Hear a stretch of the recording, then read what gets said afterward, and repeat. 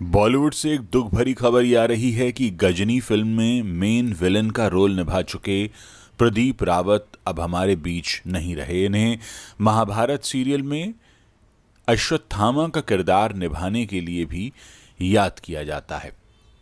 प्रदीप रावत, इस नाम को सुनते ही आंखों के सामने वो चेहरा आ जाता है जिसने विलन बनकर भी दर्शकों का दिल जीत लिया। और अब मीडिया रिपोर्ट्स बता रही हैं कि ये चेहरा हमेशा के लिए खामोश हो गया है। 74 साल 74 ईयर्स की उम्र में प्रदीप रावत का निधन हो गया। यह खबर सुनकर पूरी फिल्म इंडस्ट्री शोक में डूबी हुई है। मीडिया रिपोर्ट्स बताती हैं कि वो पिछले कुछ समय से ब्लड कैंसर से जूझ रहे थे और मुंबई के कोकिलाबेन अस्पताल में भर्ती थे, जहां उन्होंने अंतिम श्वास ली। रिपोर्ट्स ये भी बताती हैं कि वो करीब 1 महीने से भी ज़्यादा समय से अस्पताल में भर्ती थे। उनके निधन की पुष्टि उनके बिजनेस मैनेजर सिद्धार्थ तिवारी ने की। उनके सहकलाकार और करीबी दोस्त यशपाल शर्मा ने इंस्टाग्राम पर एक भावुक पोस्ट लिखकर उन्हें श्रद्धांजलि दी। उनके परिवार में उनकी पत्नी कल्याणी और बेटा विक्रमादित्य हैं। अब बात करते हैं उस सफ़र की जिसने प्रदीप रावत को हिंदी सिनेमा का सबसे भरोसेमंद और सबसे डरावना विलन बना दिया। छोटे पर्दे पर उन्होंने पहचान बनाई बी.आर. चोपड़ा के महाभारत से, जहां उन्होंने अश्वत्थामा का किरदार निभाया। ये वो रोल था जिसने उन्हें घर घर में पहचान दिला दी, लेकिन असली कमाल तो होना भी बाकी था। 1999 में आई आमिर खान की फिल्म सरफरोश में उन्होंने सुल्तान नाम के विलन का किरदार निभाया, जो अवैध हथियारों की तस्करी में शामिल होता था। ये किरदार आज भी दर्शकों के जहन में ताज़ा है।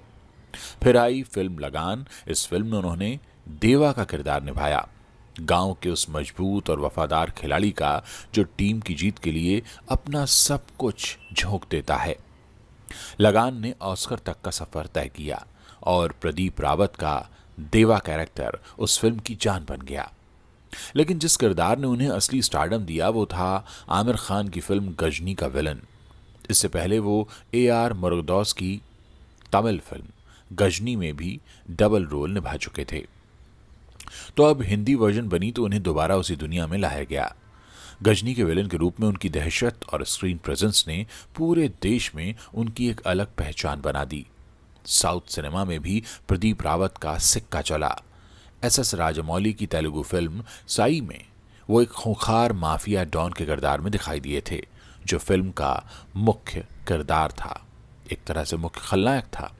ये वो कलाकार था जो सिर्फ विलन तक सीमित नहीं रहा। प्रदीप रावत ने कई सादगी भरे किरदार भी निभाए, कॉमेडी रोल्स भी किए और हर बार खुद को साबित किया।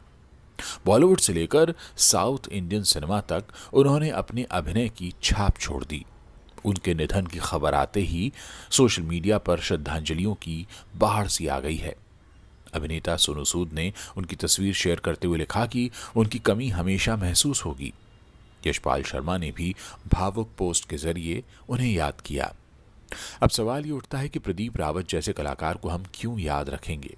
क्या सिर्फ इसलिए कि उन्होंने बड़े बड़े सितारों के साथ काम किया, या इसलिए कि उन्होंने हर छोटे से छोटे किरदार को भी बड़ी मेहनत से निभाया? एक कैरेक्टर एक्टर होना आसान नहीं होता, क्योंकि आपको हर बार हीरो के बिना भी दर्शकों का ध्यान खींचना होता है, और ये हुनर प्रदीप रावत के पास भरपूर था। प्रदीप रावत फिल्मी दुनिया में कैसे आए थे, इसको लेकर भी एक मज़ेदार किस्सा है। ऐसा कहा जाता है कि मुंबई में एक इलाका है पाली हिल, वहाँ पर एक बैंक में काम किया करते थे प्रदीप रावत।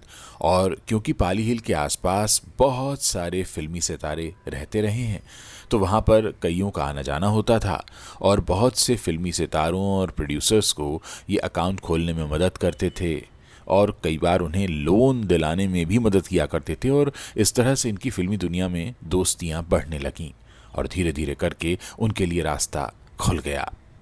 बताया जाता है कि प्रदीप रावत ने 2 बार शादी की और उनकी एक शादी में शरीक हुए एक मशहूर पत्रकार बताते हैं कि उनके शादी का जश्न मनाने के लिए बॉलीवुड इंडस्ट्री के एक मशहूर प्रोडक्शन कंट्रोलर के घर पर यह पार्टी रखी गई थी। तो कुल मिलाकर फिल्म इंडस्ट्री में काफ़ी नज़दीकी याराना रहा प्रदीप रावत का। आज जब वो हमारे बीच नहीं है तो पीछे छूट जाती हैं सिर्फ यादें। सरफरोश का सुल्तान, लगान का देवा, महाभारत का अश्वत्थामा, और गजनी का वो खौफनाक चेहरा जिसने दर्शकों को डराया भी और अपना मुरीद भी बना लिया। फिल्म इंडस्ट्री ने आज एक ऐसा कलाकार खो दिया है जिसकी जगह भरना तो बहुत मुश्किल होगा। मेरा मानना है कि असली सुपरस्टार सिर्फ वो नहीं होते जिनके नाम पोस्टर पर सबसे ऊपर लिखे होते हैं, बल्कि वो भी होते हैं जिनका किरदार पर्दे से उतर कर आपके दिल में बस जाए। प्रदीप रावत ऐसे ही कलाकार थे। उनकी आत्मा को शांति मिले, ये सिनेमा जगत के लिए एक बहुत बड़ी क्षति है और ये खालीपन शायद कभी पूरी तरह नहीं भरेगा। अश्वत्थामा का किरदार जिस वक्त प्रदीप रावत ने निभाया था, उस वक्त ऐसा लगता था इनको देखकर कि शायद अश्वत्थामा ऐसे ही दिखते होंगे। और ये किसी भी कलाकार के लिए एक सबसे बड़ी खूबी होती है कि आप जो किरदार निभा रहे हैं, दर्शकों को यकीन हो जाए, पूरा भरोसा हो जाए कि आप वही हैं।